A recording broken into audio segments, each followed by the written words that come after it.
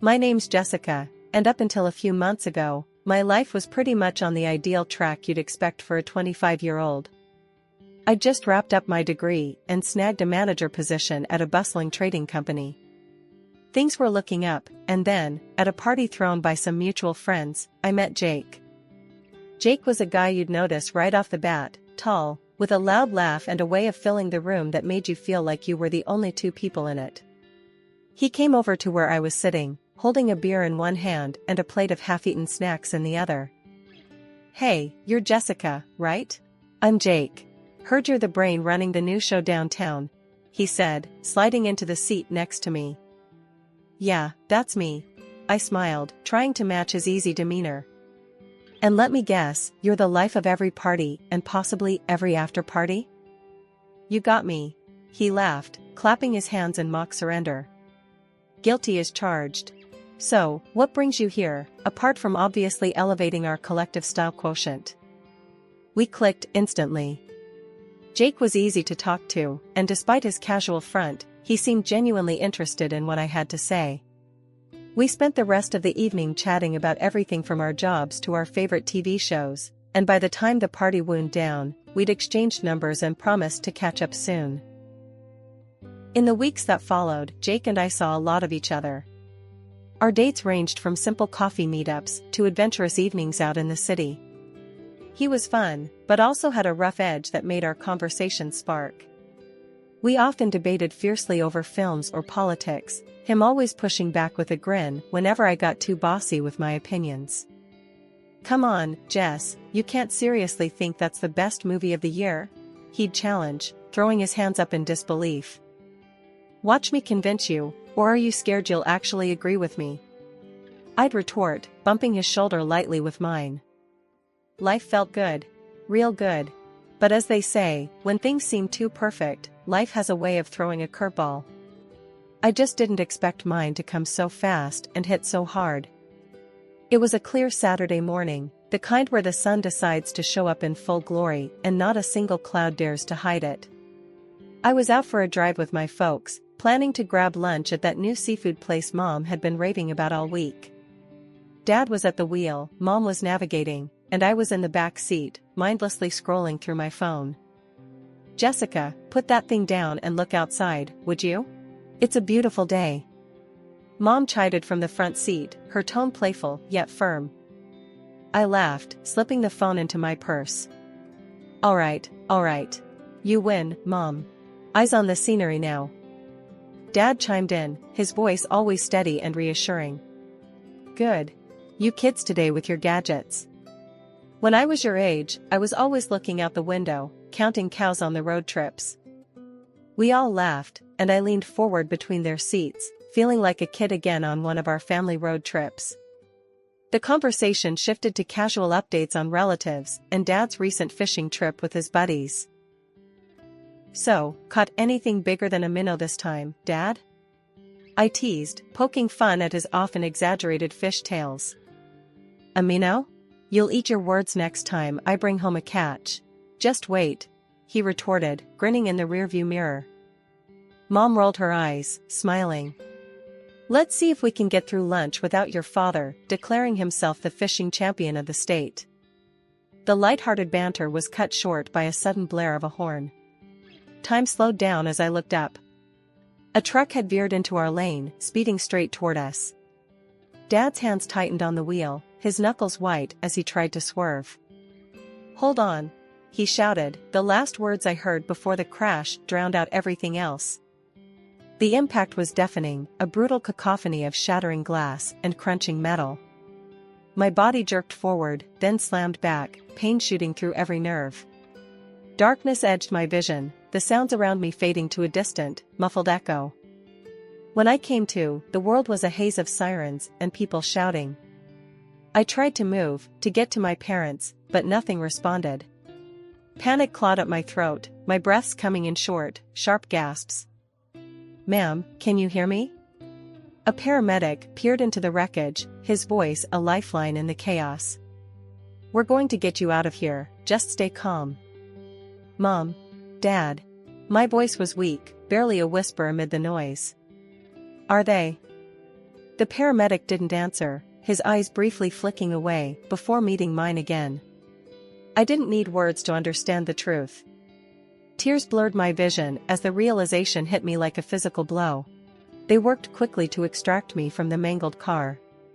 Every movement sent fresh waves of pain radiating through my body, but the physical agony couldn't touch the deep, tearing ache in my heart.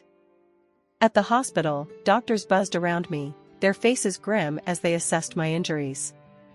The news wasn't good, my spine was damaged, and my legs, they might never carry my weight again. The loneliness was crushing, only interrupted by the occasional visit from a nurse or doctor. That's why when Jake walked in with his parents, it felt like a burst of normal in my sea of chaos. "Hey, Jess," Jake said softly, pulling up a chair next to my bed. His parents stood just behind him, awkward smiles plastered on their faces. "Hi, Jake," I managed, my voice raspy from disuse. "It's good to see some familiar faces." "We've been worried about you," he said, reaching out to take my hand. It felt warm, solid. "How are you holding up?" "Been better," I said, trying to keep the mood light despite the ache in my chest. "But I guess it could be worse." Linda, Jake's mom, stepped forward, a tight smile on her face. "We just want you to know we're here for you, Jessica. Whatever you need." "Yeah, thanks," I said, not sure what else to add. It's not every day you lose everything and then have your boyfriend's parents acting like they were part of the family already. Mark, his dad, was a large, imposing man who normally commanded every room he walked into. But there, in the hospital, he seemed shrunken, unsure of himself. "We've been thinking, Jessica," he began. "And well, Jake has something he wants to ask you." I frowned, confused. "Okay." Jake squeezed my hand, his eyes searching mine. "Jessica, these last few days, knowing you were here, hurt and alone, it's made me realize something." "What's that?" I asked, heart hammering. This wasn't a normal conversation. Something big was coming. "I don't want to spend another day not knowing you're in my life for good," he said, and suddenly, there was a small box in his hand. He opened it to reveal a simple, but beautiful, engagement ring. I stared at it, then at him, my mind racing. "Jake, are you serious?" "Dead serious," he said with a nod. "Marry me, Jessica. Let me take care of you." His parents watched us, barely breathing. Linda had her hands clasped together, eyes wet with tears. Mark just nodded slightly, as if confirming something to himself. It felt like a lifeline, thrown in the middle of my storm. But it also felt rushed, desperate even. Yet, looking into Jake's hopeful face, how could I say anything but, yes? Our wedding was nothing like I had imagined as a little girl. It was a modest ceremony, held in the small garden at my parents' house. I sat in my wheelchair, dressed in a simple white gown that had been altered to fit comfortably around my new reality. The guest list had shrunk to a handful of close friends and family, a stark contrast to the grand event my mother and I had playfully sketched out years ago. My parents' house, now just mine, had been modified after the accident. Ramps and rails were the new normal in my once familiar home. But so was the constant reminder of my limitations. The first few weeks were a blur of adjustments. Jake moved in and, at first, things seemed okay. He was around a lot, helping me move about, cooking meals, and generally making sure I was comfortable. I appreciated it, I did, but there was an undercurrent of tension, like waiting for the other shoe to drop. One afternoon, I was trying to reach a bowl from the upper cabinet, a feat that had become a Herculean task from my new, lower vantage point. "Need some help there, babe?" Jake asked, walking into the kitchen. "Just a bit," I replied, frustrated at having to ask yet again. He grabbed the bowl and handed it to me. "You know, I read online about some tools that might help you with this stuff. Like grabbers or something." "Yeah, maybe," I muttered, not wanting to think about stocking my home with yet more reminders of my disability. Things started to shift then. Slowly, Jake began spending more time away from home. His helpfulness waned, replaced by absences that he brushed off with vague explanations. "Where were you last night?" I asked him one evening when he came home later than usual, the smell of alcohol clinging to his clothes. "Out," was all he said as he flopped down on the couch, not even bothering to remove his shoes. "Just needed to blow off some steam." I maneuvered my wheelchair closer, feeling a mix of anger and concern. "Jake, you know I can't just go out and blow off steam. I need you here." He sighed, a sound that seemed to carry more annoyance than apology. "Jess, I can't be cooped up here all the time. It's tough for me, too, you know." The days turned into weeks, and the neglect became more apparent.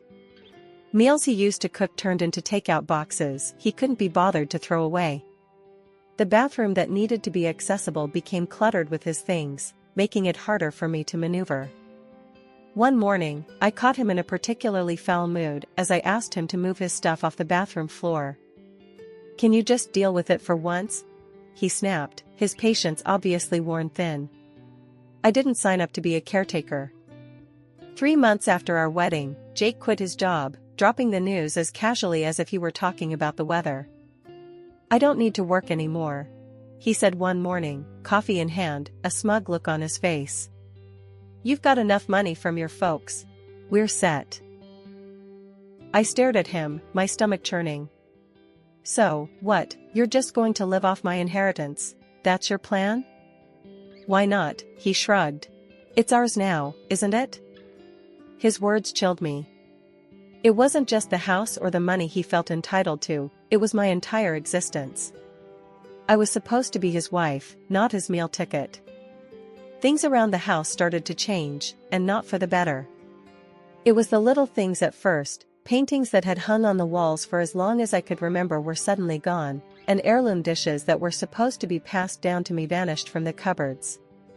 At first, I thought I was going crazy. How could I misplace these things when I could barely get around? One afternoon, the house was unusually quiet. Jake and his folks were out, supposedly at some all-day event. I was alone, which was rare these days. I was in the living room, trying to reach a book from a lower shelf when Maria, my masseuse, and only real friend these days, came in for her weekly visit. "Hey, Jessica, how you holding up today?" Maria asked as she set her bag down. "Not great," I sighed, abandoning my attempt at the book. "Stuff's going missing, and I don't know if I'm just forgetting things or what." Maria frowned, helping me back into my chair. "What kind of stuff?" "Important stuff, like my mom's paintings and some antique dishes. I can't prove it, but I think someone's taking them." "That's messed up," she said, her brows knitting together in concern. "Do you want to do something about it?" "Like what?" "It's not like I can set up cameras all over the place," I muttered, feeling defeated. "Well, actually, I might know a guy who could set up some mics. Just to see if you can catch whoever's doing it talking about it?" Maria suggested, her tone careful. I hesitated. It felt a bit extreme, but then again, I needed to know. "Okay, yeah. Let's do it." A few days later, Maria came by with a guy who discreetly placed microphones in several rooms. It was all very spy-like, and I half expected it to be a bust. But what we eventually heard chilled me to the bone.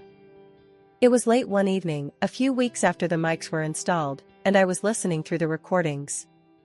Jake's voice came through first, clear as day. "We should be able to get a good price for those dishes," he said, sounding nonchalant. "Yeah, the paintings fetched a pretty penny too," his mother, Linda, responded. There was a clinking sound, like she was sorting through silverware.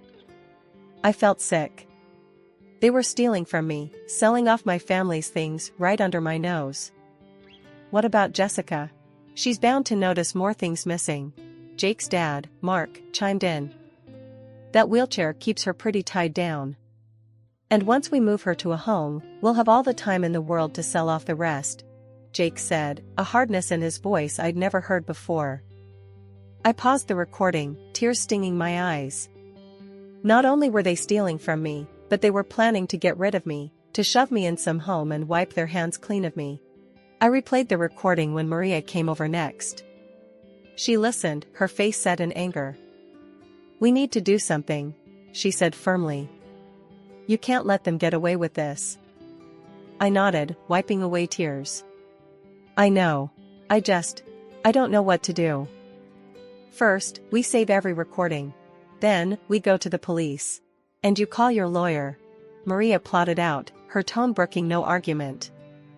"Okay," I agreed, feeling a flicker of hope amidst the betrayal. "Let's take these bastards down."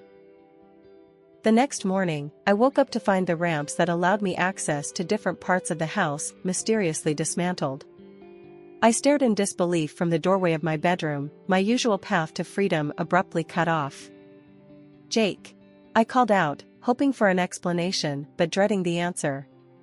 When he finally appeared, his face was a mask of feigned concern. "Oh, hey babe," Jake said casually, as if nothing was amiss. "We had to take down those ramps. They were getting old and, safety hazard and all that." "Safety hazard? Jake, I need those to get around. How am I supposed to move through the house now?" My voice cracked with a mixture of anger and desperation. "Don't worry about it, Jess. We'll figure something out," he replied, his tone dismissive, as if it were a minor inconvenience rather than a major blockade to my independence. "But I am worried, Jake. You can't just decide these things without talking to me first. I live here too, remember?" I snapped, my frustration boiling over. Jake shrugged, the gesture like a slap in the face. "Look, I'm just trying to look out for you. You could have hurt yourself with those old ramps." His words twisted in my gut. Looking out for me? More like trapping me. I spent the rest of the day confined to one part of the house, my mind racing with the implications of what they'd done. The walls felt like they were closing in, each room a reminder of my growing helplessness. The next few days were a blur of helplessness and brewing fury. I was stuck, literally and figuratively. Jake and his parents came and went as they pleased, their voices low and conspiratorial, leaving me out of their hushed conversations. One evening, Linda came by to check on me, her fake smile firmly in place. "Jessica, darling, how are you holding up? We're just so worried about you being on your own," she cooed, her voice dripping with false sympathy. "I'm managing," I replied coldly, not in the mood to play nice. "Seems like I'll have to get used to it, with the ramps gone and all." "Oh, that was just a precaution, dear," Linda said, patting my hand in a patronizing manner. "We're just trying to keep you safe. You know how much we care about you." Her words stung, the lie so blatant it was almost laughable. Safe? They were stripping away my mobility, my freedom, piece by piece. That night, after Linda had left with a breezy goodbye, I called Maria. "They're boxing me in, Maria. I can't even get around my own house now," I said, the edge in my voice sharp with anger and a trace of fear. "We need to act fast, Jessica," Maria responded, her voice tight with urgency. "This is more serious than we thought. It's not just about stealing from you now, it's about control." After we hung up, I lay in bed, staring at the ceiling. The feeling of being trapped was suffocating, but the fire of defiance was building within me. I just needed a chance, any chance, to turn the tables on them. And I was determined to find it. The next morning was a whirlwind. First, I called the service that deals with the disabled to report how Jake and his parents had dismantled the ramps, my main way of moving freely around my own home. They were quick to react, promising to send someone to assess the situation immediately. Next, I called my lawyer, Mr. Thompson, and explained everything. He was furious on my behalf and wasted no time. "I'll be there this afternoon with a couple of officers and a representative from the disability service. We'll sort this out," he assured me over the phone. By mid-afternoon, my living room felt more crowded than it had in a long time. Mr. Thompson, 2 police officers, and a representative from the Disability Rights Service were all present, along with Jake and his parents.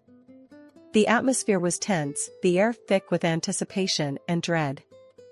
Jake and his dad looked shocked, like deer caught in headlights, when Mr. Thompson started speaking.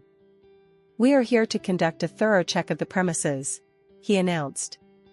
"I have here an inventory of all items listed in Jessica's parents' will, and we will be verifying that these items are accounted for." Jake tried to protest. "This is ridiculous. Jessica, why are you doing this?" Before I could answer, the representative from the Disability Service intervened, his tone stern.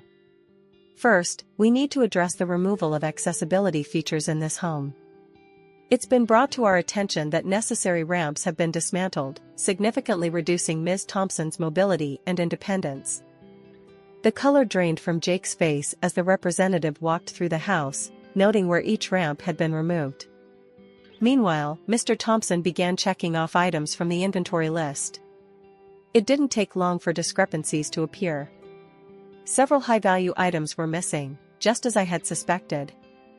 Linda started crying, her sobs loud and dramatic. "Please, Jessica, we didn't mean any harm. We were just trying to make things easier." "Easier for who, exactly?" I shot back, my patience wearing thin.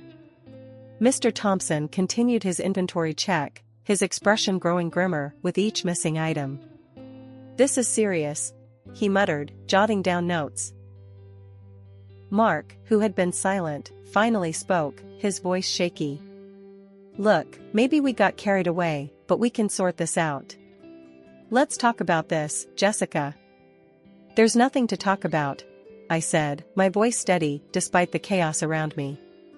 "You've been stealing from me and planning to ship me off. There's no excusing that." As the reality of their situation set in, Jake and his parents became increasingly panicked. Mr. Thompson finished his inspection and nodded to the officers. "Based on the evidence and the discrepancies here, I think we have enough to move forward." I looked at Jake, his parents, and then at the officers. "I want to press charges," I said, my voice firm. "And I have recordings of their conversations discussing their plans to sell my inheritance." The officers listened to the recordings, their expressions stern. After a few moments, one of them turned to Jake and his parents. "You are under arrest for theft and conspiracy," he announced, and began reading them their rights. Jake looked at me, betrayal written all over his face, not understanding that the real betrayal was his own. As they were led away, his mother's cries echoing down the hallway, I felt a mix of relief and sorrow. It was over, at least this chapter of it. The court case was a grueling process, but every day I showed up, determined to see it through. Sitting in the courtroom, watching Jake and his parents face the consequences of their actions, brought a mix of emotions. I was angry, but also relieved that the truth was finally out. During one of the breaks, Jake tried to approach me. "Jessica, I'm sorry. I never wanted things to go this far," he said, his voice low.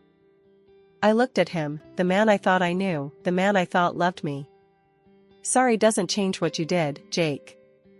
You made your choices." Jake and his parents were found guilty on multiple counts of theft and fraud. The judge was stern as he delivered the sentence. "Let this serve as a reminder that manipulation and greed have no place in our society," he declared. With the legal battles behind me, I focused on rehabilitation.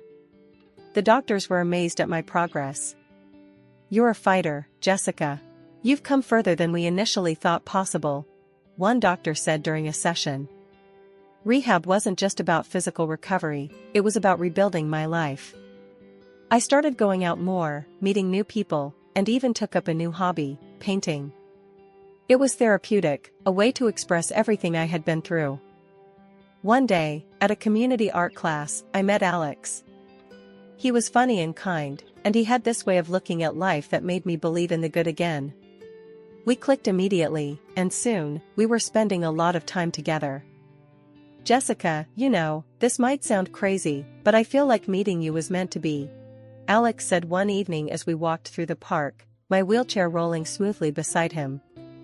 I smiled, feeling genuinely happy for the first time in a long while. "I think I can believe that. It's nice to have someone who just gets it, you know?" "Yeah, I do," he said, reaching over to squeeze my hand gently. One morning, I visited the grave of my parents. I told them about everything that had happened, about the trial, my recovery, and Alex. "I miss you both so much, but I'm getting back on my feet, literally and figuratively," I said, laying flowers on their tombstone. Walking away from the cemetery, I felt their love with me, like a gentle push forward. I was moving on, but I was taking them with me in my heart.